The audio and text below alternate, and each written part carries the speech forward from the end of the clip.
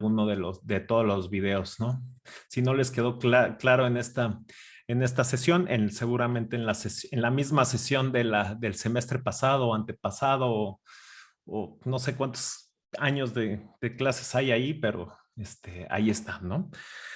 Y pues bueno, no sé si tengan alguna pregunta con respecto a la clase, a los temas que tenemos para el día de hoy o con respecto a los temas que vimos la sesión pasada.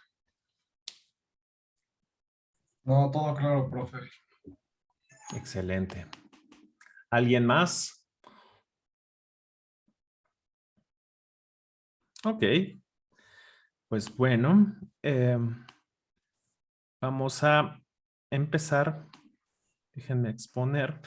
La sesión del día de hoy es rápida, igual ya saben la misma dinámica que siempre tenemos para tratar de hacer un poco menos aburridas las clases de Zoom. Yo entiendo que son complicadas y pues tratarlas de hacer un poquito más dinámicas, ¿no? Aunque pues bueno, entiendo todo eso.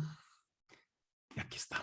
Aquí está. Seguramente aquí ya están viendo pues la presentación. ¿Qué vamos a ver el día de hoy? Hoy vamos a analizar, en realidad, vamos a entender qué es la arquitectura. Hemos estado trabajando sobre metodologías ágiles, hemos revisado lo que es eh, la definición de arquitectura. Hemos trabajado sobre qué es lo que toca y no toca la arquitectura de software. Sin embargo, como ustedes se habrán dado cuenta, todos este tipo de temas son, son complicados, son complicados porque no hay como una definición bien fija y dependen mucho del autor o dependen mucho de la praxis que tenga cada uno de los equipos, ¿vale? Entonces, me gusta mucho este diagrama de lo que a mi consideración es la arquitectura de software, ¿no? Aquí realmente nos presenta mucho de lo que estamos viendo en el curso. Yo creo que es el 80% del sílabus de la materia, ¿no? Y además presenta otros temas donde pues no son parte del sílabus de la materia, sin embargo, nos dan un panorama bastante amplio de qué es de hacia dónde va el arquitecto de software, ¿no? Y sobre qué campos uno tiene que trabajar como arquitecto de software, ¿no? Hay gente que ve como siguiente paso, denme un segundo, ve como siguiente paso ser arquitecto, ¿no? Además de ser desarrollador, el siguiente paso natural en el mundo tecnológico, dentro del ciclo de vida o dentro del área de desarrollo de software, pues es ser arquitecto, ¿no? Y es más o menos el camino que yo seguí. Primero me dedicaba al desarrollo, luego me cambié a la arquitectura, luego cambié a la arquitectura empresarial y pues bueno, ¿no? Luego empiezas a tener distintos niveles como arquitecto, ¿no? Entonces, hay temas súper importantes aquí que es importante recalcar. No voy a empezar de izquierda a derecha, sino empezaré un poco sobre algunos conceptos que están aquí integrados, ¿no? Por ejemplo, uno de los grandes temas que hay que estar trabajando tenemos que trabajar sobre los estilos arquitectónicos, ¿no? El día de hoy estaremos viendo cuántos estilos arquitectónicos hay, ¿no? ¿Qué es un estilo arquitectónico? Hay de distintos tipos que lo estaremos viendo a lo largo de todo el curso y habrá oportunidad de hacer deep dive sobre esos. Sobre los estilos, sabemos que hay estilos que están distribuidos. Por ejemplo, estaremos viendo lo que son temas de microservicios al último del curso. Estaremos viendo lo que es orientado a SOA, orientado a orquestación de mensajes, serverless, que es un poco de lo que estábamos platicando al inicio de la sesión con Oscar, ¿no? De las lambdas, de Fargate, ¿no? Por ejemplo, en AWS. Temas, por ejemplo, de manejo de mensajes por medio de pipes, ¿no? O por medio de filtros, que es totalmente un paradigma bastante interesante cuando estás trabajando con mensajes, o bien, pues una arquitectura un poco, llamémosle más tradicional, ¿no? Sin embargo, aquí un tema bastante interesante es dónde caigo, ¿no? Cuando un estilo se vuelve uno y cuando un estilo cae en la parte monolítica, por ejemplo, es un tema bastante, la frontera entre estos dos puntos no está bien definida, ¿no? Entonces caes puedes caer tratando de desarrollar algo distribuido, puedes caer en un tema monolítico, por ejemplo, y, y depende mucho de esa perspectiva en la cual sobre la cual tú estás trabajando, ¿no? Entonces viene sobre el tema de Big Mod, puedes tener, por ejemplo, un patrón que suena un poco fuerte, el Big Ball of Mod, el layered, el modular, microkernel, en fin, ese tipo de patrones. Viene toda la parte viene toda la parte de domain specific, ¿no? Que es súper interesante ese concepto, que viene, por ejemplo, basado en el espacio arquitectónico, basado en las dimensiones arquitectónicas, pero lo estaremos viendo a detalle, ¿no? Hay otro estilo, yéndonos un poquito más a detalle, que platicábamos sobre la integración de los distintos patrones de distintos sistemas, que es toda la parte de integración de arquitectura, que es la parte de integración enterprise, ¿no? Siendo arquitecto empresarial, recordando que ser arquitecto empresarial no significa que únicamente te enfocas te enfocas a corporaciones, ¿no? Sino lo que está indicando es que se está enfocando, disculpen, a una cadena de valor de alguna aplicación que está constituida de diferentes aplicaciones, ¿no? Entonces, esa interacción y esa integración la revisa lo que es los patrones enterprise, ¿no? Y otro tipo, pues viene el tema a nivel de comunicación, viene a nivel de service oriented architecture, que lo revisaremos al último del curso, y de hubs de integración. Esos son prácticamente cómo estaremos organizando esos estilos arquitectónicos, ¿no? Esa integración entre distintos estilos arquitectónicos sería lo correcto, ¿no? Para eso siempre tenemos que medir el performance de nuestras arquitecturas, entonces caemos en este patrón, ¿no? En esta métrica, y estas métricas se va a ver reflejada hacia la visualización. ¿Cómo vamos a cuantificar lo que es nuestra arquitectura, ¿no? Es un tema importante. Siempre tenemos que medir nuestro performance en cuando estamos cayendo por ejemplo, en un estilo arquitectónico distribuido, cuando caemos en un estilo arquitectónico, por ejemplo, monolítico, y cuando tenemos que modular o tenemos que rehacer una cierta rearquitectura o tenemos que estar evaluando nuevas arquitecturas, ¿no? Es parte de ese nunca acabar de un arquitecto, ¿no? Y también aquí un tema súper interesante, pues es la parte del bajo nivel que ya hemos tocado, que es empezar a revisar temas de funciones, temas de clases, temas de objetos, todo eso va directamente aquí, ¿no? Va directamente a este nivel. Y ahora vienen temas súper interesantes que aquí cae en prácticas de ingeniería de software. No es un tema propio, no es un tema propio de DevOps, aunque sí es DevOps, ¿no? Perdón, no es un tema propio de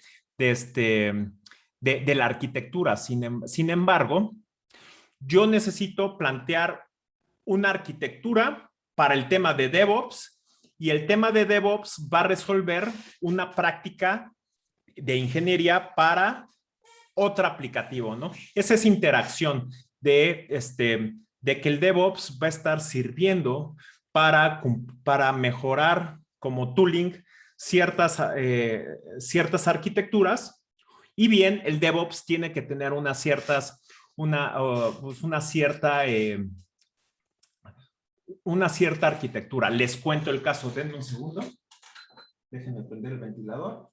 Les cuento un caso que estoy viviendo ahora.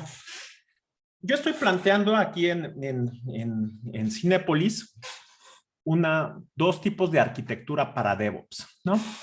Entonces, una arquitectura, ¿no? El DevOps, para empezar un poquito más atrás, recuerden que nos va a ayudar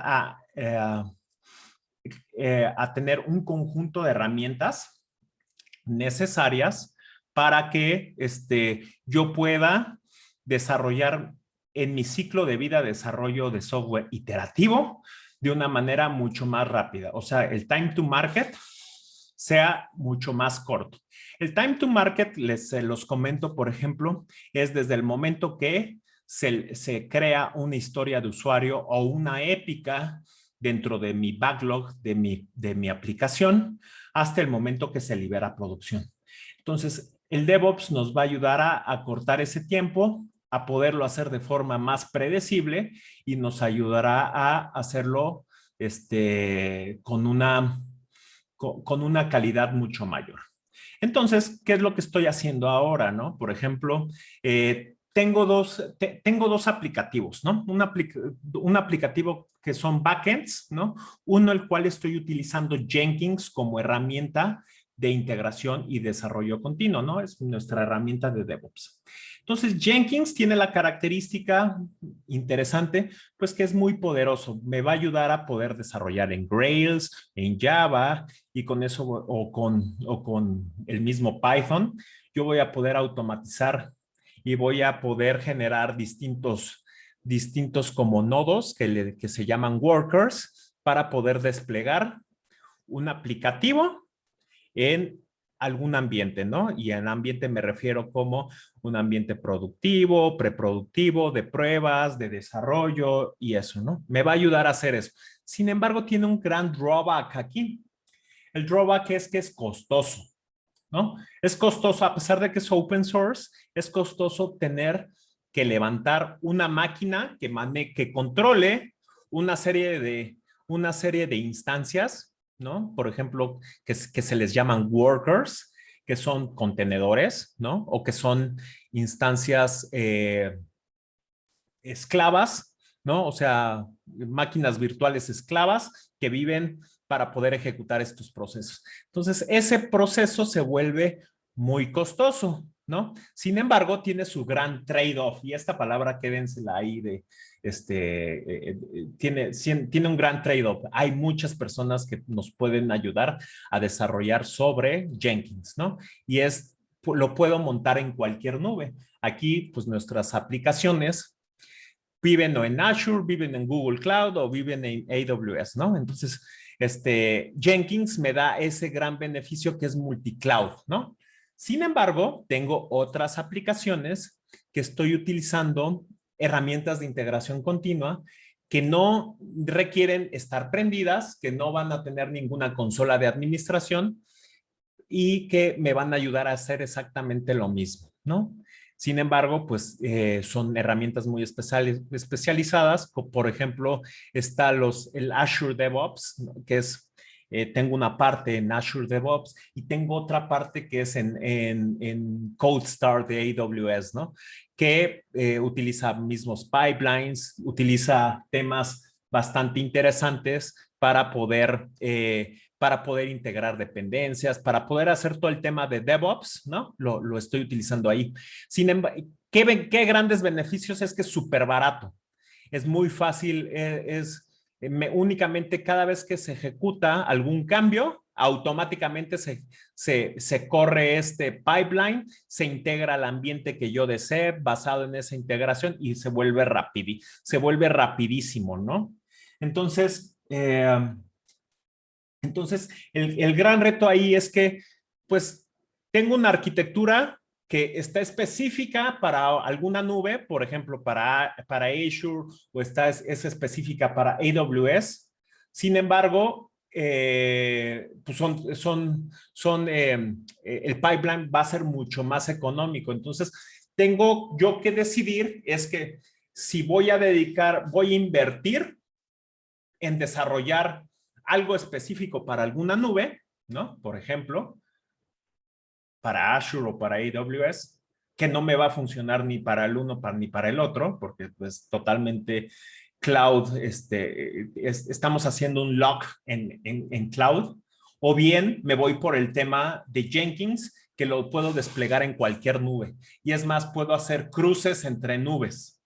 Entonces, son decisiones, y aquí este punto importantísimo, porque hoy vamos a tocar el tema de decisiones arquitectónicas.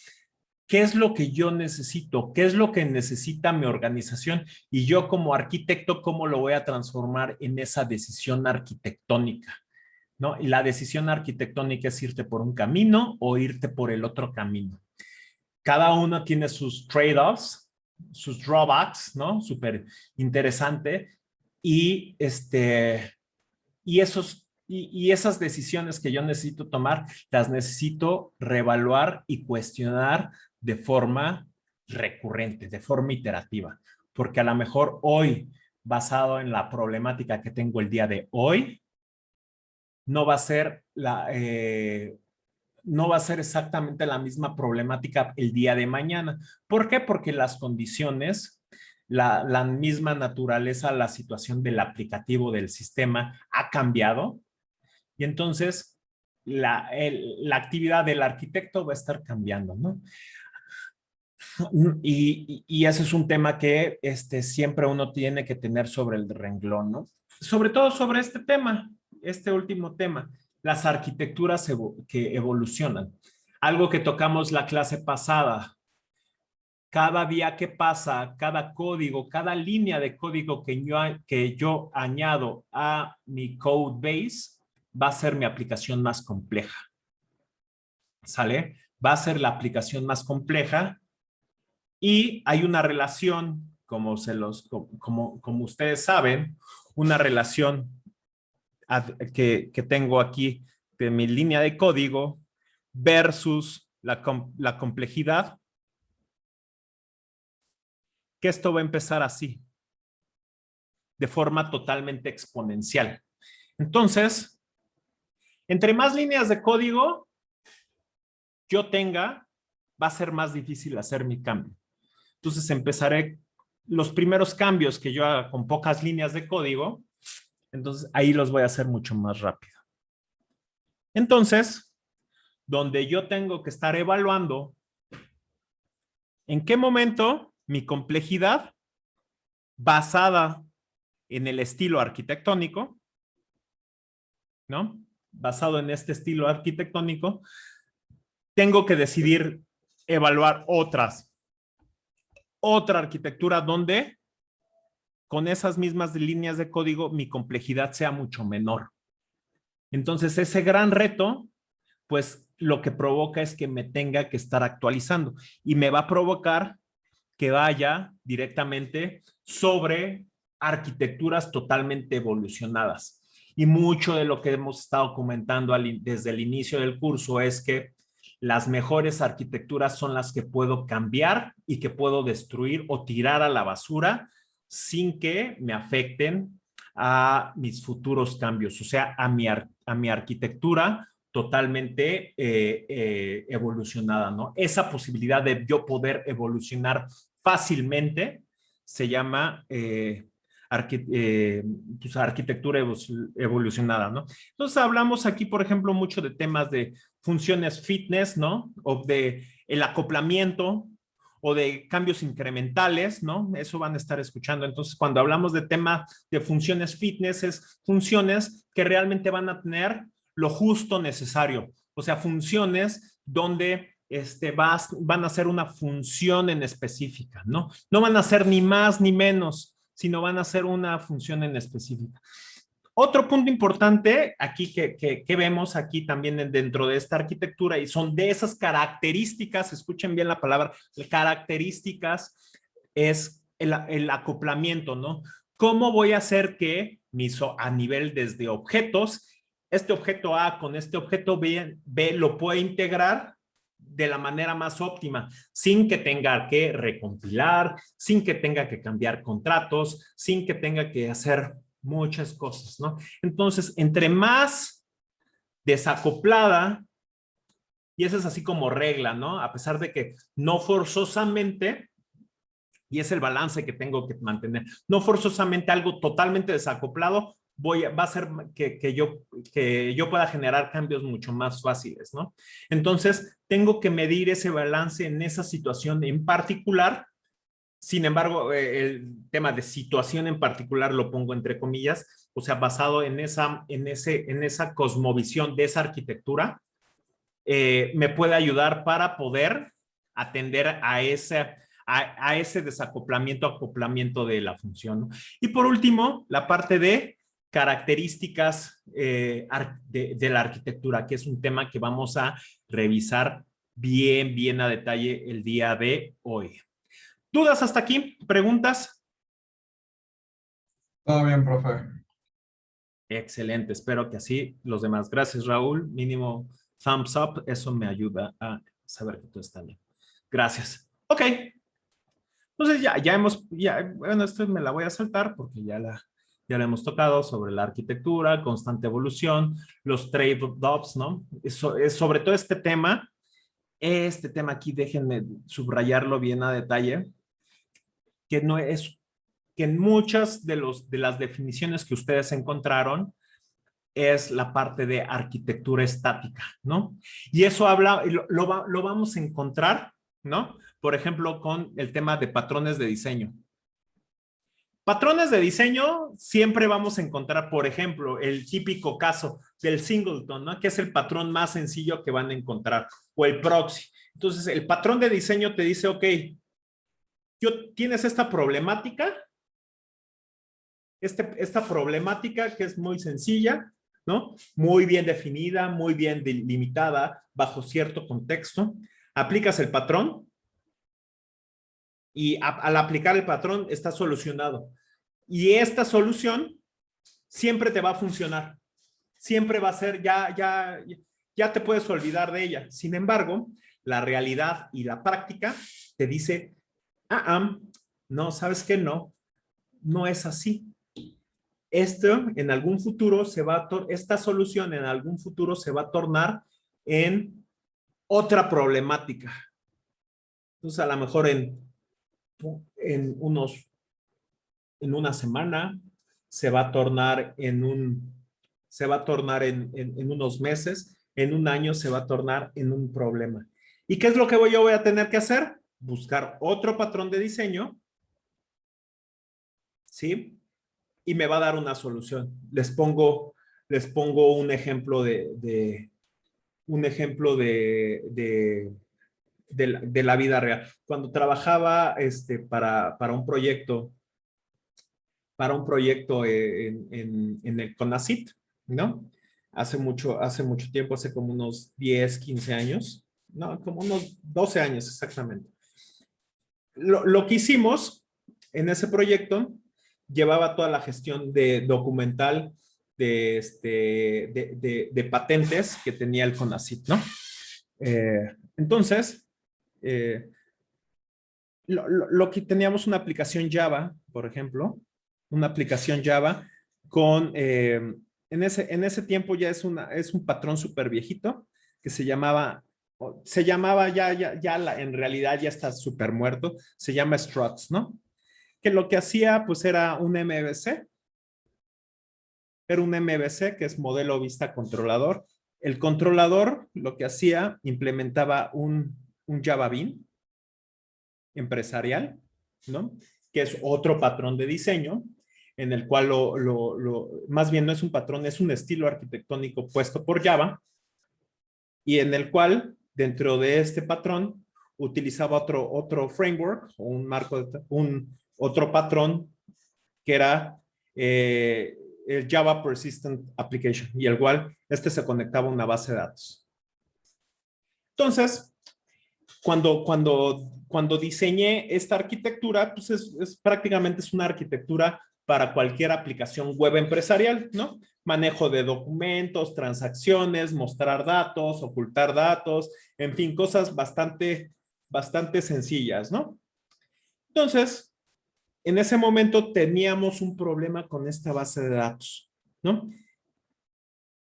Dentro de las aplicaciones Java, y eso sucede, todas las bases de datos te dicen, ¿sabes qué? Tú puedes establecer conexiones simultáneas con N cantidades de hosts, ¿no? O sea, no sé, con 20 hosts, 30 hosts, dependiendo de la RAM, dependiendo del tipo de base de datos, por ejemplo, si era MySQL, si era SQL Server. En ese entonces, la base de datos era un Oracle. Era un Oracle 9i, ¿no? Un tipo de base de datos ya viejita. Y entonces teníamos una cierto número de conexiones. Creo que estaban en 500 y tantas, ¿no? Entonces, cuando diseñamos, tenía un equipo de desarrollo, creo que eran como unas 20 personas. Entonces, trabajábamos sobre esta aplicación, liberamos el primer release a producción y ¡pum! Descubrimos que esta base de datos se caía, ¿no? De pronto, más bien no se caía, bueno, parecía que se caía, decía que no estaba disponible o generaba un cierto timeout. Entonces, ¿qué pasa aquí? Metimos un profiler dentro de esta parte y descubrimos que, pum, teníamos 512 conexiones habilitadas. Y hasta que se moría una, se moría por timer, ¿no? Pues podía entrar otra conexión y se levantaba la aplicación. Entonces, el número, como funciona toda esta parte del Java Enterprise Edition es que establecías conexión casi por host, ¿no? Por visitante de esta aplicación. Entonces, tenías el 513, pues ya prácticamente no se podía conectar. Entonces, la decisión arquitectónica que tomé aquí, en este punto, es decir, ¿sabes qué? Apliquemos lo que se llama un singleton. Y ese singleton, lo que hace el singleton, ya lo vamos a ver en su momento, es únicamente yo puedo establecer una sola conexión con la base de datos. Funciona para otras cosas, pero el singleton lo que ayudaba es únicamente a mantener una sola conexión con la base de datos. Y ¡pum! Funcionó perfectamente el problema. ¿Cuál era el detalle aquí? Pues aquí se iban encolando cada una de las peticiones y pues 500 usuarios y eso también no era que mandaban peticiones a cada rato. Entonces, pues funcionaba de maravilla.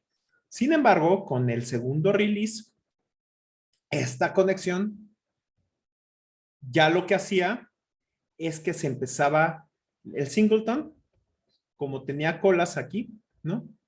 Se iban colando y las iba atendiendo y las iba regresando totalmente de forma síncrona. Con más usuarios, pues todo esto se iba encolando y entonces teníamos tiempos de respuesta a lo mejor de un segundo por un select. Y ¿qué era lo que pasaba? No, pues exactamente es eso. Crecía mucho la demanda. El singleton ya no atendía tantas demandas y entonces, pues ya no era la solución. Entonces, lo que tuve que hacer en ese entonces es cambiar de patrón de diseño. Entonces, ¿qué fue lo que aplicamos? Aplicamos lo que es un proxy y en este proxy manteníamos un pool de conexiones. Cada pool de conexiones lo que hacía atendía N cantidad de peticiones, pero esas cantidades de N peticiones se iban modulando basado en los tiempos de respuesta. Si el tiempo de respuesta o el número de mensajes en el queue, ¿no? Aquí tenías un queue que se conectaba a la base de datos, a esa misma base de datos. Entonces, si rebasaba por decir, el número de 10 peticiones encoladas, entonces, lo que hacía mi proxy era levantar otro pool para 10 peticiones encoladas hacia la misma base de datos. Y así sucesivamente, limitado a 20 cajitas de pools. Entonces, pues lo que teníamos era basado en esa problemática, nueva problemática que en su momento resolvimos, ahora con este cambio, con cambios en totalmente ese problema totalmente dinámico, lo volvimos otra solución. Sin embargo, seguramente cuando lleguemos a tener las 20 conexiones aquí, que eso ya no supe, ya iba a ser otro tipo de problemas. Y entonces, ese tipo de problemas, de algún modo, lo tenemos que resolver.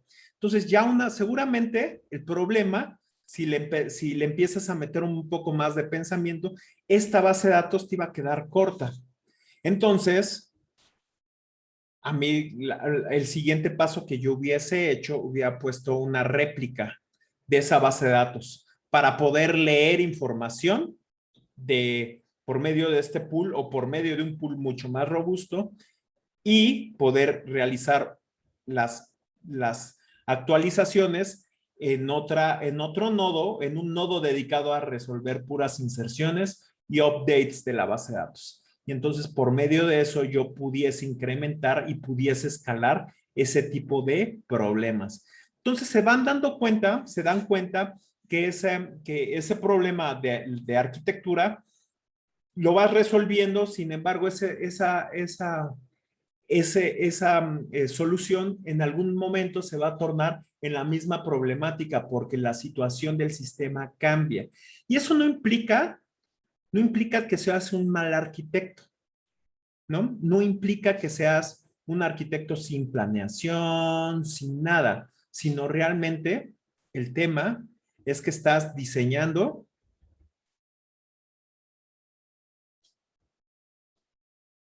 Lean, ¿no? Recuerden lo que comentábamos en la primera clase, que yo voy a diseñar para las necesidades actuales de mi cliente.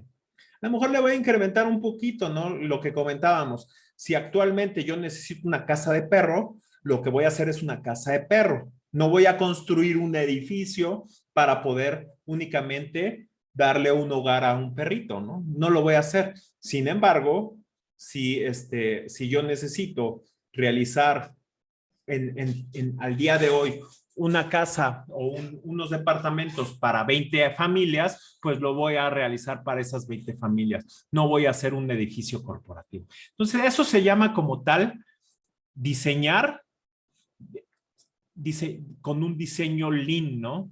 Y ese diseño Lean tiene que ser, como les comentaba, lo suficientemente plástico para poder modificar eso, ¿no? De una manera fácil, sin tanto esfuerzo. ¿Vale? Hasta aquí, ¿alguna pregunta, duda con este ejemplo, más o menos así, para que quede claro cuáles son esos temas de este problema a que uno se enfrenta en la vida real, ¿no? De lo que es la arquitectura de software. Ahora viene... Yo tengo una duda. En general, dime, Enrique. cuando se habla de arquitectura, o sea, me imagino que pues, por lo menos nosotros estamos con referencia a software, ¿no? No sé si usted, por ejemplo, que se encuentra en esa área, se relaciona con otros, por decirlo, arquitectos, pero referentes a cuestiones de manufactura, cuestiones de administración, o nada más usted se dedica a software y no se comunica con los demás. No, fíjate, esa es una excelente pregunta. Mira, siempre un arquitecto tiene, y me voy a la última parte de la presentación, es este tema, es esto. Estos dos últimos puntos son piezas fundamentales en un arquitecto de software. Siempre tienes que tener comunicación. En mi caso, pues, ahora, ¿no? Por ejemplo, en los cines, pues mi comunicación es con la gente que opera el cine, o sea, es entender las necesidades del gerente, del que vende las palomitas, ¿no? Del que cocina, o sea, por ejemplo, al día de hoy estamos diseñando, bueno, si han ido al cine, que espero que vayan a Cinépolis, tú compras con tu aplicación, tú puedes comprar tus palomitas o puedes comprar un baguette, ¿no? Entonces, cuando tú le das comprar a la aplicación de tu baguette, eso tiene unas implicaciones que se va a ver reflejado en una comanda, llamémosle así, que el cocinero de baguettes le tiene que mostrar, ¿no? Entonces, tú como le estás mostrando digitalmente al cocinero esa información, tú tienes que hacer ese contacto. Realmente tienes que diseñar algo a nivel de arquitectura que le funcione al cocinero o que le funcione al que está sirviendo las palomitas o al que está atendiendo para que realmente tanto la parte funcional como la parte no funcional tengas ese conocimiento. Entonces, te acercas con el gerente del cine, te acercas con la gente que está a cargo de la operación a nivel del corporativo para entender cómo es el proceso del entendimiento de comprar unas palomitas, ¿no?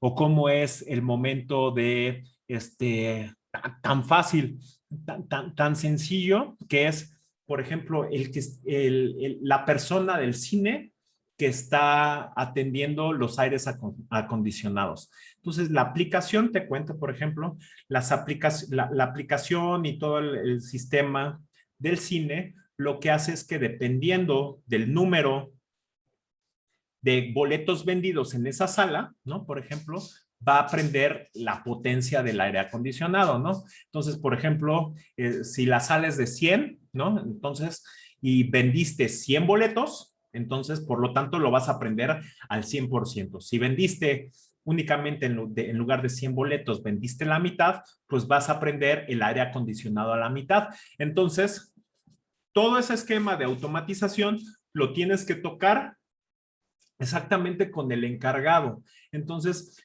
pero siempre vas a tener esa interacción, esa negociación que existe a nivel de diseño del software versus con lo que quiere la persona. Pero deja eso, deja ese tema, o sea, no nada más es lo que quiere el cine, siempre el cine y siempre quien está atendiendo, pues siempre va a querer lo mejor, ¿no? Sin embargo, hay otras limitantes. Entonces, hay limitantes, por ejemplo, con el área de finanzas. ¿Sabes qué? Híjole, pues lo que quiere estas personas de operación, pues lo vamos a tener que hacer ¿no? Con 300,000 pesos, ¿no? ¿Sabes qué? Únicamente tenemos 150,000 pesos. Entonces ya a los que están operando, yo ya no les puedo ofrecer el Ferrari que ellos querían, sino les tengo que ofrecer a lo mejor una especie de Toyota, ¿no? Un vehículo mucho más modesto, y entonces ya no estoy cumpliendo con sus necesidades. Entonces se vuelve un tema complejo donde el arquitecto tiene que llegar a ciertos acuerdos donde estás fijando las expectativas sobre todos esos puntos. Entonces, por ejemplo, es algo complejo que tiene como responsabilidad el arquitecto. Sin embargo, hay otros tipos de arquitecturas tecnológicas, las llamamos así, porque no son tan especializadas de software, pero por ejemplo, hay lo que comentaba la clase pasada, el arquitecto de data, ¿no? El arquitecto de data se dedica a atender data lakes, por ejemplo, se dedica a atender big data, todo el tema de analizar los datos, poderlos explotar con un data warehouse y con distintos procesos, ¿no? Entonces, este arquitecto va a atender la organización propia del mix entre bases de datos, fuentes de files o fuentes de mensajes, todo lo que necesita el data lake porque viene de distintos lados, él lo va a tratar de organizar, ¿no? Y va a tratar de aplicar los procesos adecuados para poder leer esos data y para poderlos procesar en cierta información.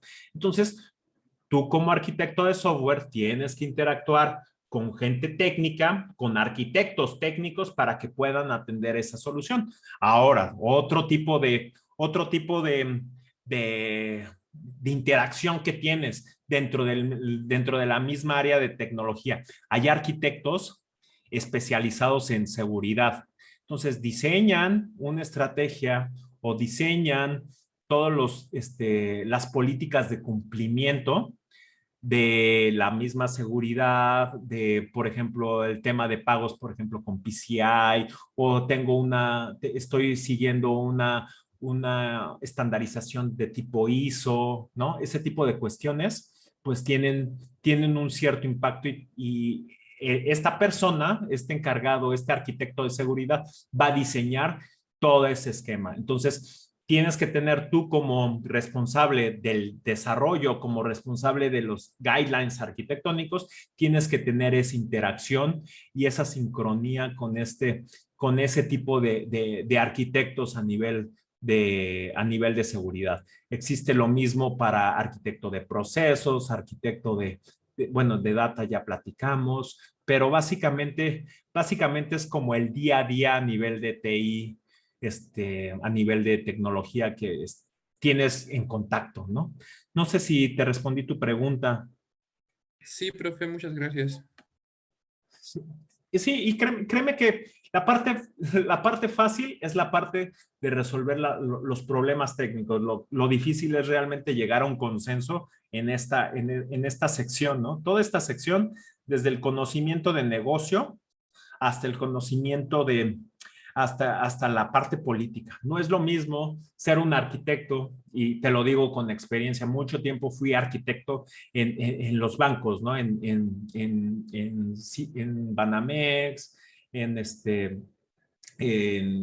¿cómo se llama? En Banorte, en fin, estuve en distintos proyectos.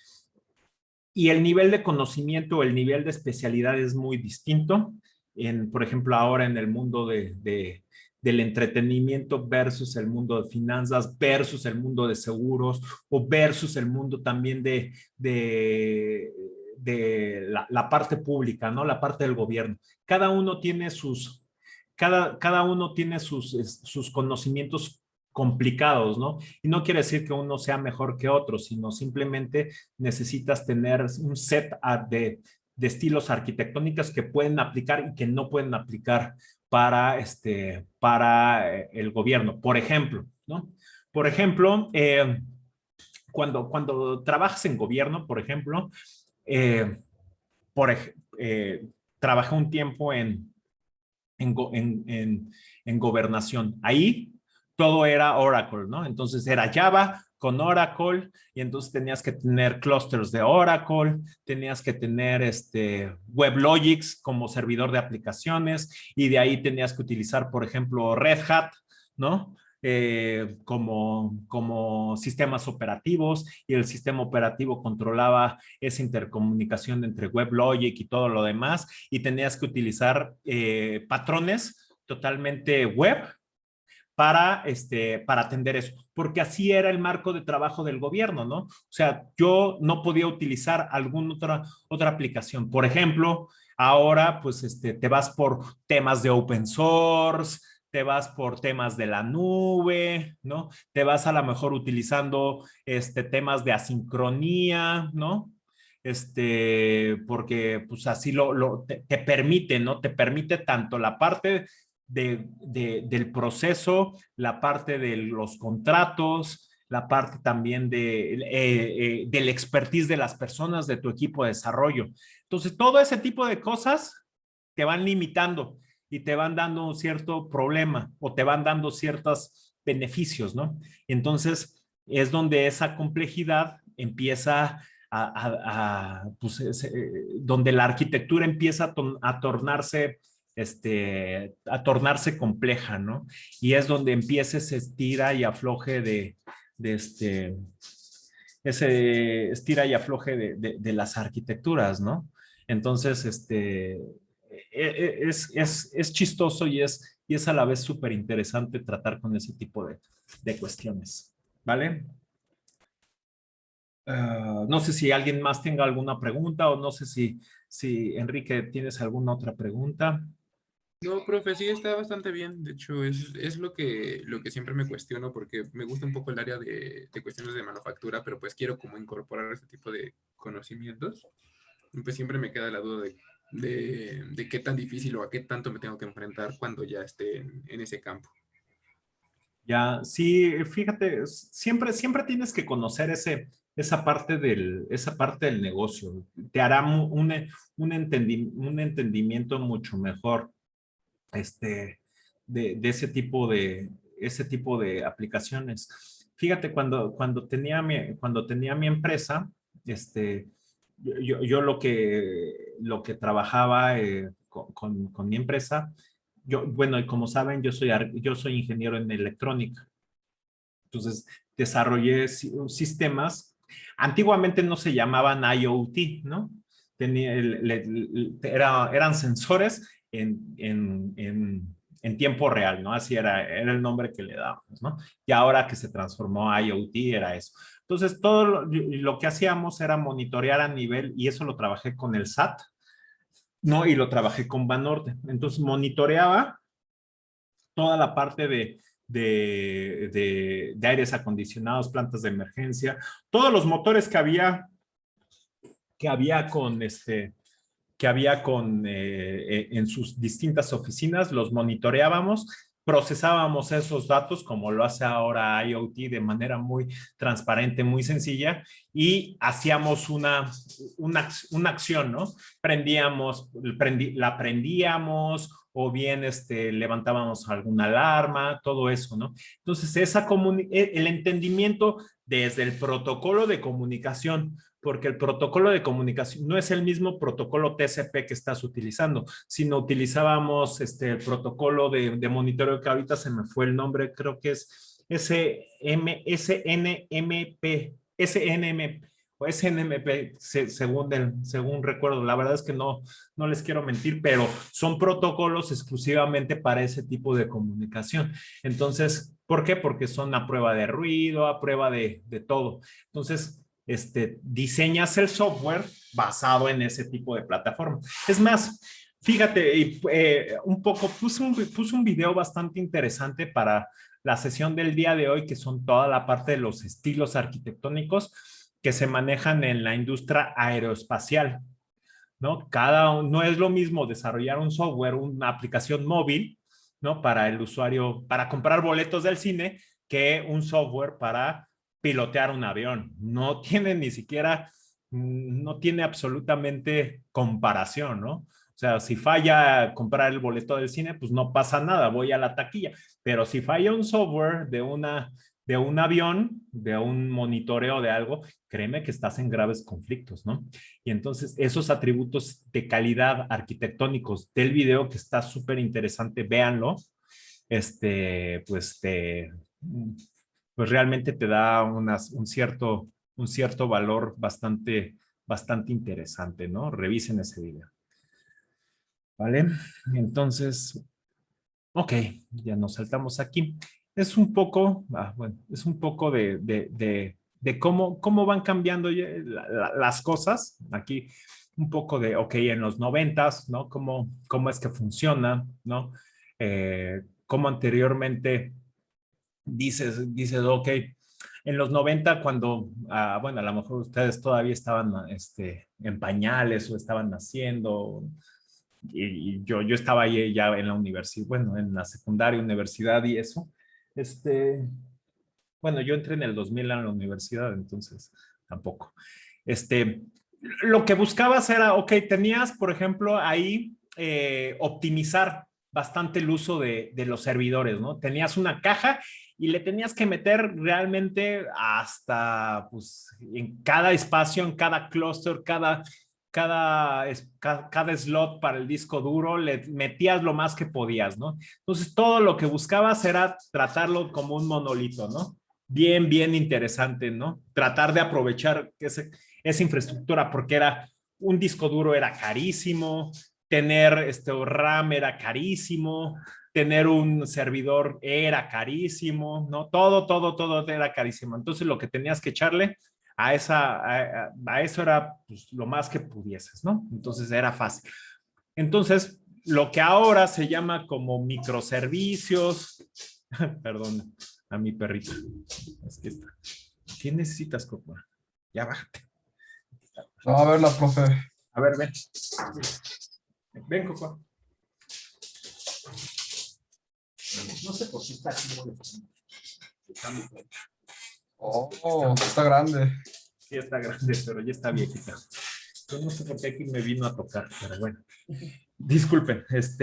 Ok, entonces, por ejemplo, hacer la arquitectura, por ejemplo, de microservicios. Se han escuchado hablar un poco de microservicios, que es la arquitectura del día de hoy, que es tener pequeñas cajitas en distintas cajitas, ¿no? En distintos servidores o en distintos lados, ¿no? Y cada una de esas cajitas es totalmente independiente, ¿sí? Esa es la tendencia del día de hoy. Hoy todo el mundo quiere hacer microservicios. Entonces, pues era imposible, ¿no? Prácticamente imposible. Aunque la aplicación era pues pequeña, ¿no? Imagínate, hay arquitecturas que me tocó trabajar, por ejemplo, ahí con unos en el banco, ¿no? Que tenían alrededor de unos 1,000, 2,000 microservicios, ¿no? O en Amazon, que tienen, en Amazon, en la tienda de Amazon.com, ¿no? Tienen alrededor de 5 millones, casi 10 millones de microservicios, ¿no? Entonces, imagínate tener 10 millones de cajitas que te hagan, que tengan eso. Antiguamente era imposible, ¿no? Pero hoy sí, gracias a esos cambios de tener mucho más barato el tema del hardware, el tema de poder tener 1 giga, por ejemplo, de 1 giga de almacenamiento. El giga ni siquiera es $0.01 es lo que cuesta. Creo que es 1/10 de centavo de dólar lo que cuesta hoy tener en almacenamiento 1 giga, ¿no? Realmente es una vacilada, ¿no? Entonces, esos cambios en el contexto, pues hace que sea mucho más posible tener ese tipo de arquitecturas. Y el día de mañana, pues seguramente las cosas cambiarán, ¿no? O sea, por ejemplo, hace 15 años, hace 10 años, era imposible tener machine learning, ¿no? O sea, tener una red. Yo me acuerdo cuando salí de la carrera, yo quería implementar una red neuronal para atender unos servidores. Era imposible tener una pequeña red neuronal que de cinco neuronas, ¿no? Que pudiesen tomar cierta decisión, no pudiesen aprender. Realmente eso era imposible, ¿no? Por el mismo procesamiento, ¿no? Tenías que pedir ahí al TEC, pues a lo mejor que te prestara un par de servidores o algo así para poder hacer algo. Y hoy, pues prácticamente lo hace cualquier tablet. Puedes correr ahí tu, tu, tu, tu Anaconda y poder ejecutar cualquier tipo de red neuronal, ¿no? De unos 15, 20, 40 nodos o de 3, con 3 layers, ¿no? Sin problema. Entonces, así cambia la arquitectura, ¿no? Y pues bueno, ¿no? O sea, ya empezamos, que vemos que es un cambio constante. Sin embargo, este es un punto súper importante, ¿no?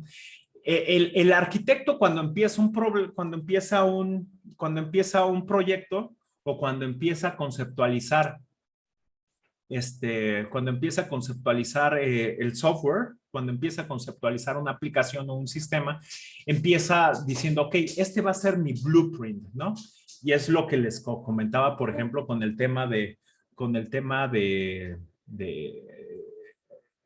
CONACYT o de cualquier aplicación de las que he hecho, ¿no? Entonces, tú empiezas voy a utilizar, por ejemplo, microservicios o voy a utilizar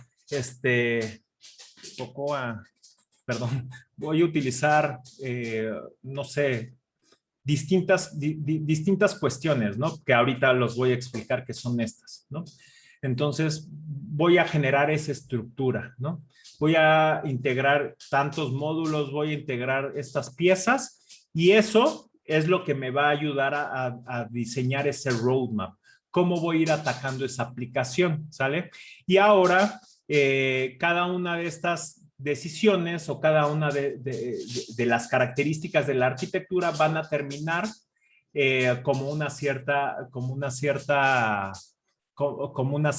decisiones. Parte de esos criterios de decir, esta aplicación sí va a cumplir, no va a cumplir, cuáles son los requerimientos que tocan la parte no funcional. Entonces, todo este esquema vamos a terminar en una arquitectura, en una arquitectura de este estilo, donde es un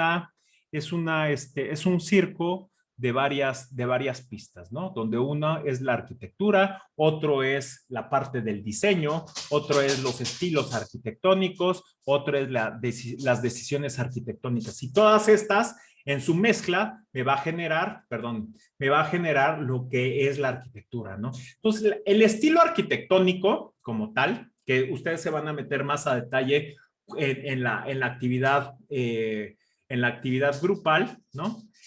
Ahí, por ejemplo, el estilo se refiere a cuál va a ser el conjunto, cuál va a ser la manera en cómo voy a conceptualizar a mi aplicación. Por ejemplo, está el tema de microservicios o está el tema de acomodar la aplicación por capas, de microkernel, por ejemplo, o temas, por ejemplo, de monolitos, ¿no? El tema, por ejemplo, de que platicábamos hace rato bueno, ese es el de microkernel, ¿no? Que es el de Lambda, ¿no? O el tema, por ejemplo, del uso de mensajerías, ¿no? El uso de mensajes, de stream de datos para poder tener una cierta interacción, ¿no? Entonces, por ejemplo, ese es un estilo arquitectónico, o sea, toda la aplicación o una cierta parte de la aplicación voy a utilizar este esquema.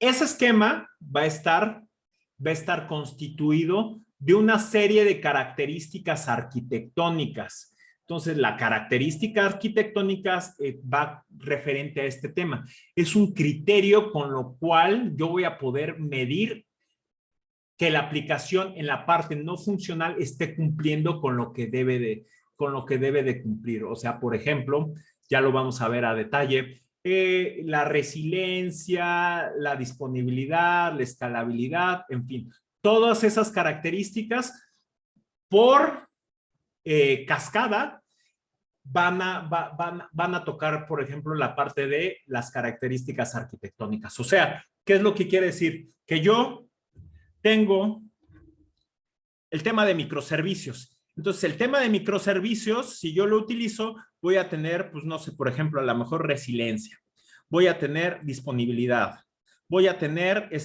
bajo acoplamiento, porque así es el estilo arquitectónico. Entonces, cada una de estas yo puedo hacer que esto lo incremente, puede hacer que no me importe tanto, o puede hacer que pues lo tenga que potenciar mucho más con otro estilo arquitectónico o con una decisión arquitectónica que me convenga, por ejemplo.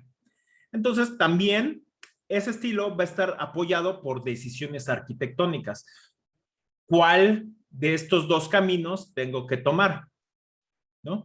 A lo mejor el estilo arquitectónico de determinar que voy a utilizar un microservicio o bien voy a utilizar dos microservicios, sigo implementando lo que es el estilo arquitectónico de microservicios. Sin embargo, esta decisión de que si voy a estar utilizando uno para la consulta, a lo mejor de las compras que tengo del historial de compras, lo voy a hacer en un microservicio o lo voy a hacer en dos microservicios. ¿Por qué? Uno, pues a lo mejor yo tengo que consultar primero mi información personal, el número de mi cuenta, todo eso, y luego tengo que ir, con esa información tengo que ir a otra base de datos a consultar pues el historial. Luego, si lo decidí hacer por dos microservicios, pues a lo mejor lo voy a hacer primero el de la información personal y luego el del historial, ¿no? Por ejemplo. Entonces, cada una de estas decisiones va a tener sus propios trade-offs. Entonces, ¿cuál de los dos es mejor?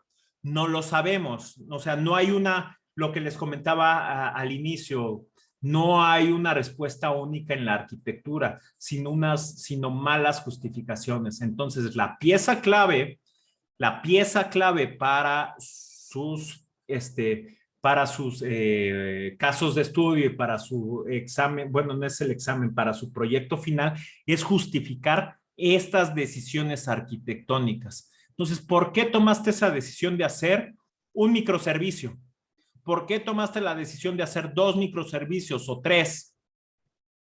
Y entonces tú tienes que saber justificar esto a nivel técnico, ¿va? Para poderlo hacer, ¿no? Y todos esos, posteriormente vienen la parte de los principios de diseño, que eso lo vamos a analizar poco a poco. Hasta ahí, ¿tienen alguna pregunta? Todo bien, profe. Ok, sale. Entonces, acá les comento, ¿no? Por ejemplo, ya hemos hablado sobre la estructura. La estructura sabemos que está definida por los estilos, por los diseños, por las características de la arquitectura y por las decisiones. Entonces, por ejemplo, aquí tenemos cómo se visualiza el estilo arquitectónico de capas, ¿no? Que claro, como les dije, yo puedo estar mezclando, ¿no? Yo tengo aquí, por ejemplo, otro estilo arquitectónico que esto aquí es de un bus de mensajes o de datos. Este es un típico ESB, un Enterprise Serial Bus, ¿no? Por ejemplo, es un esquema de tipo SOA, ¿no? Donde tengo que, por ejemplo, que un data warehouse aplica en esto, ¿no? Con distintos ETLs y distintos temas ahí, pudiese aplicar, ¿no? Entonces, si se fijan, a lo mejor este es un esquema típico de web, ¿no? De web viejita, lo que les comentaba ahí que hicimos con Conacit, por ejemplo, ahí está, ¿no? Ese funciona, ¿no? Y este otro esquema, pues lo podemos aplicar para bases de datos totalmente distribuidas que funcionan bastante bien. O bien este esquema, que es el de orquestación de distintos microservicios, ¿no? Entonces, esta orquestación de distintos microservicios, pues, pues tengo un orquestador, un proxy, y tengo cada uno de los microservicios totalmente independientes. Entonces, me va a ayudar para hacer a lo mejor backends. Que ojo, yo puedo decir, ¿sabes qué? Voy a utilizar para la lógica de negocio, voy a utilizar este estilo arquitectónico. Entonces, por ejemplo, tengo una arquitectura aquí totalmente hecha en capas, pero el detalle de esta capa del business layer o del persistence layer, o por decirte estos dos, las voy a absorber por medio de un estilo arquitectónico basado en microservicios, ¿no? Y así es como lo puedes estar trabajando, ¿no? Cada una de estas, pues nos tiene ciertos estilos arquitectónicos, ¿sale? Entonces, ¿cuáles son las características arquitectónicas? Ya hemos hablado. Entonces, es éxito, aquí me equivoqué, no es éxito.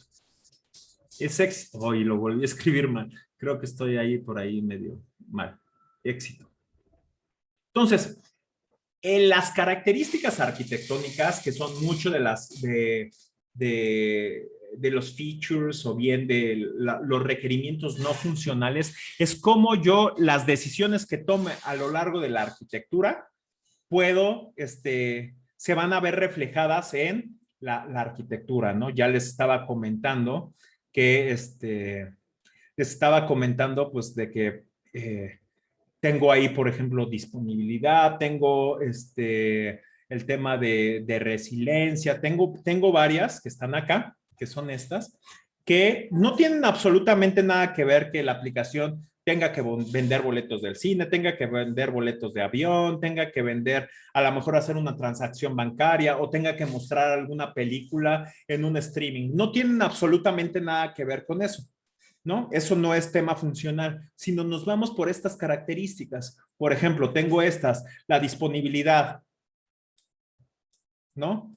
La reliability, que es se me fue el nombre en español, ayúdenme, Era como seguridad o algo así. O sea, que siempre está disponible. ¿No es confiabilidad? Confiabilidad, gracias, exactamente, es la confiabilidad. O sea, es el sentido es diferente tener la disponibilidad, o sea, quiere decir que esté arriba, sin embargo, este, la, la, la, la confiabilidad me va a ayudar exactamente a hacer que, pues, que mis datos estén seguros, que los datos los pueda obtener cuando quiera, cuando necesite. Y aquí, por ejemplo, pues únicamente que yo pueda hacer esas consultas, pero puede ser a lo mejor que pues de que a lo mejor esté sumando 2 más 2 sean 5 y cosas así medio extrañas, ¿no? La testability, que no sé si existe el nombre, el nombre en español, ¿no? Que es el tema de la posibilidad de probar, ¿no? Es qué tan fácil yo puedo probar. Acuérdense que yo puedo probar a nivel de pruebas unitarias, a nivel de pruebas de integración, a nivel de pruebas end-to-end, pruebas, o sea, la manera en cómo yo pueda probar esa aplicación y pueda probar ciertos segmentos de la aplicación, eso me va a ayudar a hacerlo, a tener testability, ¿no? Y eso no tiene nada que ver con la parte funcional. La escalabilidad, ¿no? Por ejemplo, qué tan fácil yo puedo meter nuevos usuarios, nuevas bases de datos, nuevas funcionalidades. Todo eso tiene que ver con el tema de escalabilidad, ¿vale? Luego viene el tema de seguridad, que aquí, como les comenté, es realmente ahora es un tema donde no lo puedes dejar. En Amazon, cuando trabajaba en Amazon, le llamamos la actividad número 0, ¿no? Entonces, cuando parte del framework que utilizábamos de diseño, que era el Well Architected Framework, si lo googlean ahí en Amazon, Well Architected Framework, que es el WAF, la actividad número 0 es esta, la seguridad, ¿no? Entonces, siempre tienes que pensar en la seguridad de tus datos, la seguridad de tus usuarios, y más con el tema de nube, ¿no? En tema de nube, sabes que por la naturaleza de una nube pública, siempre tus datos están más expuestos que cuando los tienes en tu centro de datos. Y eso lo pongo entre comillas, ¿no? Porque me ha tocado muchos casos donde te expuestas muchas cosas en tus centros de datos y se vuelve una vacilada, ¿no? Entonces, ahí tienes tu seguridad, ¿no? La agilidad. La agilidad aquí tiene que ver con la parte de los procesos de ingeniería de software, ¿no? Entonces, el proceso de ingeniería de software es qué tan rápido puedo estar cambiando o qué tan rápido puedo estar iterando sobre esos cambios, qué tan rápido puedo sustituir un módulo sobre eso. Y ahí sí tiene ciertos atributos, ¿no? Por ejemplo, platicábamos un poco anteriormente de el uso de ciertos frameworks, ¿no? El uso de los nuevos frameworks, por ejemplo, con el uso de Flask o con el uso de Spring Boot y esos frameworks que me van a permitir únicamente desarrollar la lógica de negocio sin tenerme que enfocar por ejemplo, a establecer una conexión con base de datos. Eso me está dando mucha agilidad, me está dando posibilidad de poder meter nuevas funcionalidades, ¿no? O por ejemplo, temas que tienen que ver con la parte de experiencia de usuario. Por ejemplo, a lo mejor a muchos no les gusta, pero el framework o el toolset, como le quieran decir, de Bootstrap, ¿no? Que es el conjunto de CSS para los que llevaron web conmigo. Ese framework de CSS3, pues me permitía ser mucho más ágil al poder tener una plataforma mobile junto con distintas maneras de visualizarlo, ¿no? Tolerante a fallas, súper interesante. Aquí tiene temas que ver con la parte de cumplimiento, por ejemplo, de un DRP, ¿no? O bien cuando hablamos de temas de la nube, poderlo tener desplegado en 2 regiones, en 2 data centers, por ejemplo, o 3 data centers en Azure o en zonas de disponibilidad en AWS, o bien en regiones, así le llama en regiones en AWS, para que pueda ser mucho más rápido, ¿no? El tema de escalabilidad, que también no nada más es un tema exclusivo de la nube, que para los que llevaron cómputo o desarrollo de arquitecturas, desarrollo de aplicaciones en la nube, tocamos mucho este tema, la elasticidad, ¿no? Que es parte de lo que de lo que generábamos en la nube, ¿no? Poder crecer por medio de por ejemplo, de un load balancer y con un auto-scaling group, poder decir, ¿sabes qué? Esta aplicación web va, en el momento de que escalen arriba del 80% del CPU o de la RAM, vas a crecer en uno tu instancia de tu Apache, ¿no? Por ejemplo, esa es la escalabilidad. Sin embargo, la manera en que también lo puedo acortar para optimizar costos, en el caso de que ya no requiera tanto, ese incremento de instancias y decremento de instancias basados en esa respuesta externa, le vamos a llamar elasticidad, ¿no? Entonces, aquí la escalabilidad es qué tan fácil puedo incrementar funcionalidad. Y la escalabilidad es qué tan rápido puedo incrementar, decrementar capacidades. Y otro tema súper importante, que es la parte de que es diferente a la parte de fault tolerance, que es la parte de la recuperabilidad. ¿Qué tan rápido me puedo recuperar, no? Cuando ustedes ven temas ahí, por ejemplo, de compliance y eso, analizas primero tu Business Impact Analysis, ¿no? Y a partir de eso, tú generas un DRP, ¿no? Para los que ya llevaron, por ejemplo, a ITIL y cosas por el estilo, esto tiene mucho que ver aquí. Entonces, estableces tu nivel de servicio y ese nivel de servicio con tu SLA, ¿no? En el SLA vas a tener un tiempo de respuesta, un RTO y un RPO, ¿no? Y ese RTO y ese RPO, que es el Recovery Time Objective y el Recovery Point Objective, ¿no? Que son dos, es súper importante diseñar una arquitectura que me pueda satisfacer a nivel de ITIL este tipo de conceptos, hacia dónde quiero llegar. Lógico, entre más corto quiero que sea el tiempo de recuperación, entre más rápido quiero que sea el tiempo de recuperación, eso se va a ver impactado en dinero, ¿no? Entonces, no todo es miel sobre hojuelas, tienes que, como arquitecto, y ya se los comentaba, tienes que hacer un análisis entre estos dos puntos, ¿no? Performance, que aquí igual tiene mucho que ver con la cantidad de recursos que tengas, ¿no? Entonces, no es lo mismo, pues, decir, ¿sabes qué? Únicamente dispongo de $100 mensuales y entonces con eso, pues yo quiero atender millones de usuarios, ¿no? No lo vas a poder hacer, necesitas meterle mínimo otros 2 ceros más para que tengas el performance necesario, que hablando de temas de la nube, para satisfacer este performance. Necesito una máquina más grande, con más capacidad, ¿no? Deployability. Este es un tema interesante, que eso es qué tan fácil yo puedo desplegar mi aplicación, ¿no? Entonces viene mucho sobre lo que comentaba, por ejemplo, con Oscar al inicio del curso, ¿no? Al inicio de la clase. Ok, ¿cómo puedo hacer? Y por eso son tan interesantes la parte de los contenedores. ¿Dónde yo puedo desplegar un contenedor? ¿No? Entonces, híjole, pues, ¿sabes qué? Pues es un contenedor, pues, que voy a tenerlo que implementar, o es una aplicación que yo voy a tenerlo que implementar en un S2, y en S2 a lo mejor es un Windows, y ese Windows necesito configurar el IIS y eso, ¿no? Entonces, el contenedor tiene las grandes bellezas del contenedor, es que tú puedes atacar este punto arquitectónico. Yo puedo desplegar ese contenedor tanto en GCP, en Google Cloud, por ejemplo, lo puedo desplegar en mi máquina, lo puedo desplegar en mi máquina local, en la que tengo aquí en la computadora, aquí en mi escritorio, lo puedo desplegar exactamente el mismo contenedor en AWS, en Azure, en lo que quieras.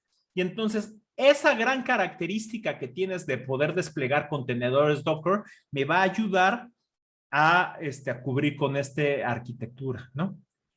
Ojo, luego viene por este último punto, la learnability, no sé si exista un término en español, la facilidad de aprenderlo, ¿no?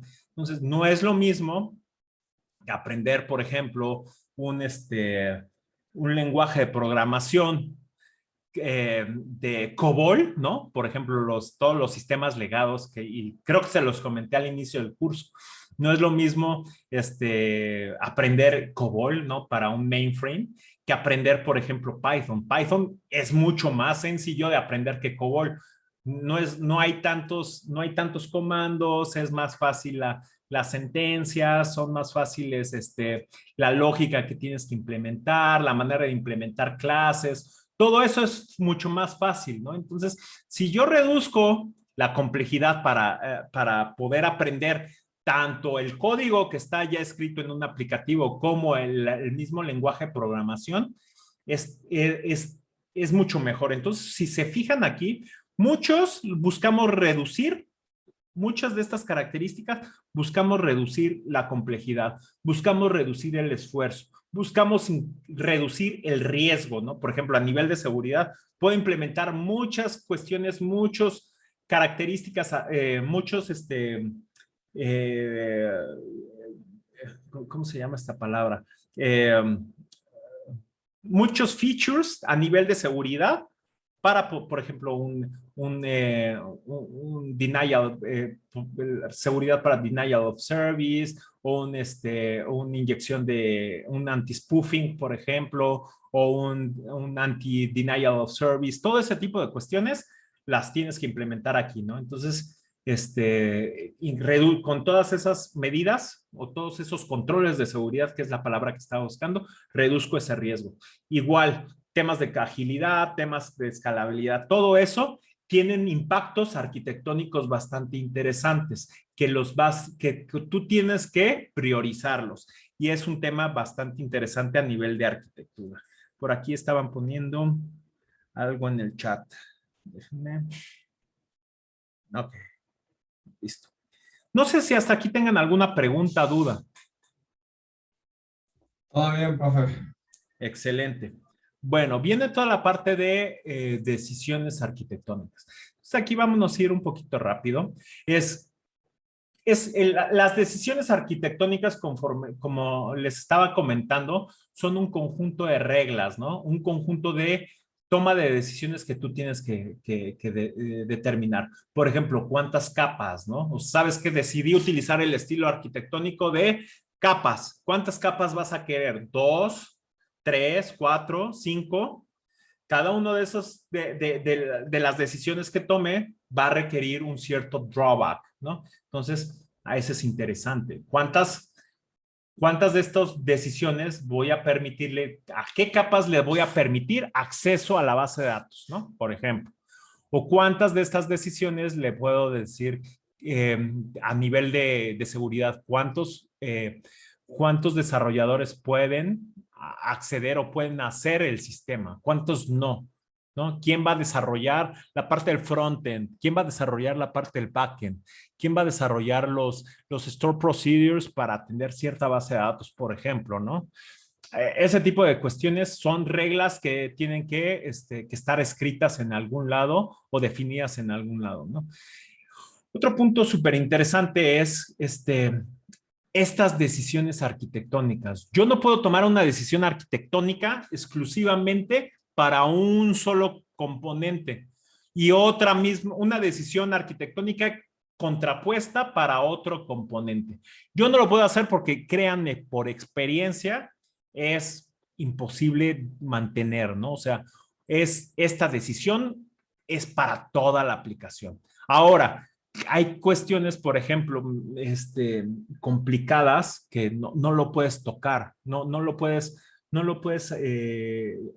tratar con el mismo hecho. Por ejemplo, el caso, me ha tocado tener que tomar decisiones arquitectónicas para, por ejemplo, la inserción en base de datos, algo tan sencillo, ¿no?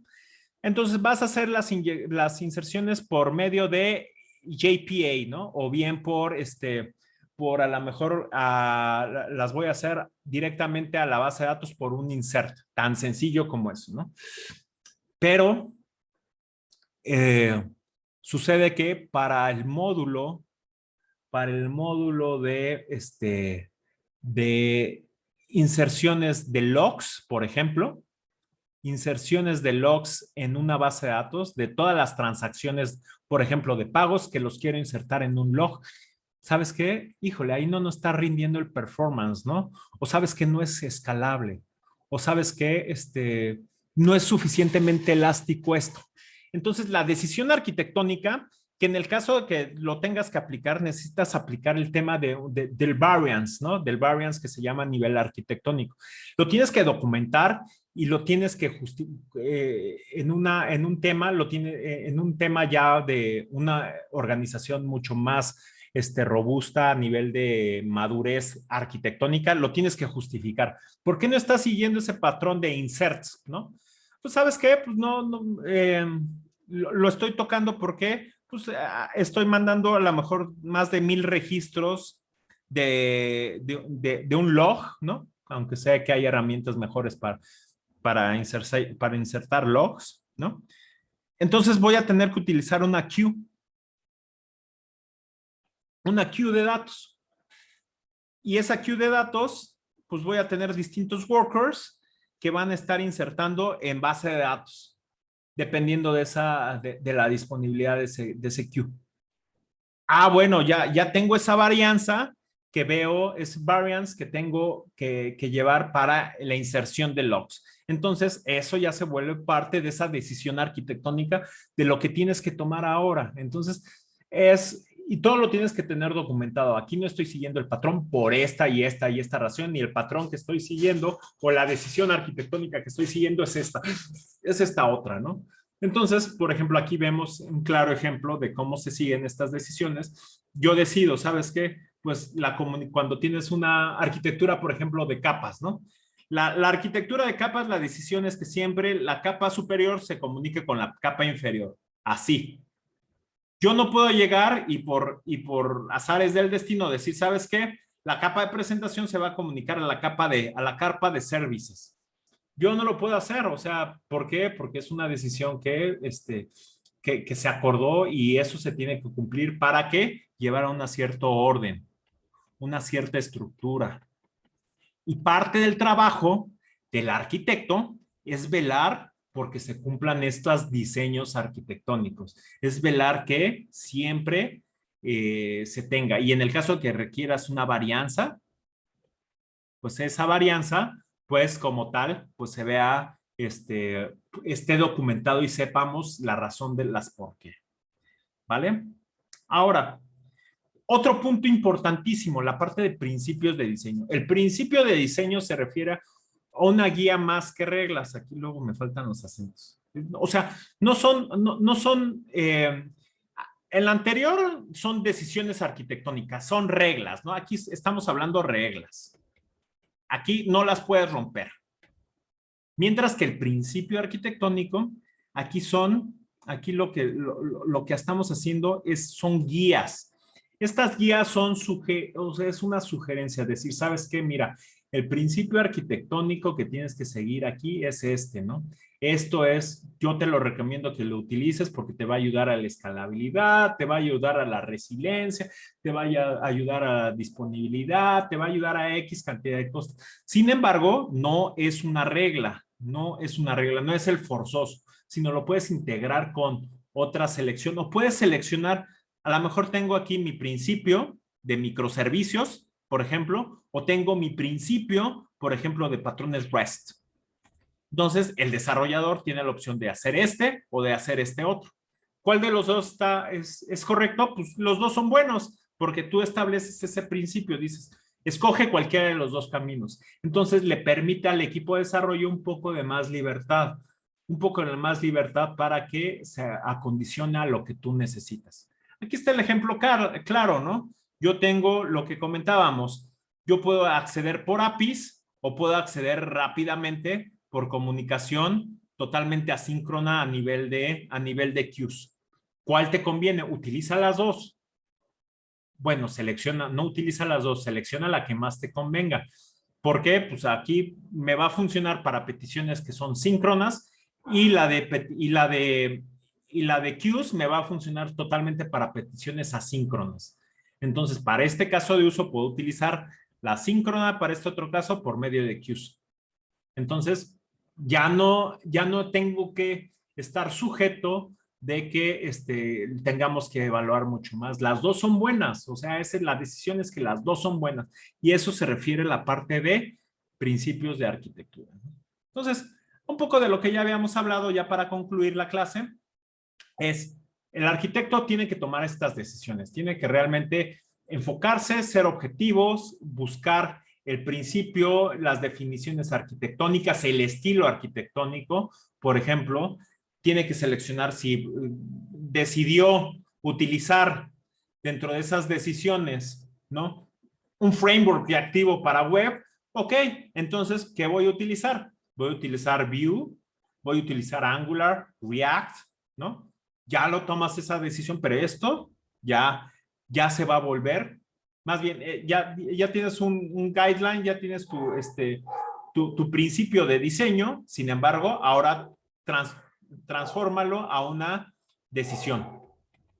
Ese es un punto súper importante, ¿no? Ya dices React o Angular, esa es mi decisión y eso es lo bueno, ¿no? Y así con cualquier otro tipo de framework de frontend, ¿no? Tienes que analizar, es lo que comentábamos, tienes que analizar la arquitectura continuamente, sí o sí. Tienes que siempre estar revisando las tendencias arquitectónicas, sí o sí. Tienes que empezar en la parte de conocimiento del negocio, ¿no? Súper importante y lo que ya habíamos discutido, estar en contacto con todas las personas. ¿Sale? ¿Dudas hasta aquí? ¿Preguntas? Todo bien, profe, todo claro. Excelente. Son las 8:40. Vamos a tomar 20 minutitos de descanso, ¿sale? Y regresamos para empezar con la parte de los breakout rooms, ¿les parece? Y empezamos con la parte de los breakout rooms para empezar a trabajar con las actividades de que están descritas en la semana número 3 o clase número 3, que es identificar 5 estilos arquitectónicos e identificar sus principios, identificar si tiene decisiones arquitectónicas y todo eso, ¿no? Y hacer como una especie de matriz. ¿Qué es lo que estoy involucrando a nivel de decisiones, principios y diseños? Pero bueno, tomemos este descanso y nos vemos en un par de minutos para reunirnos en los breakout rooms. ¿Alguna pregunta, duda? No, profe, todo bien. Sale. Entonces, los espero a las 9 en punto. Gracias.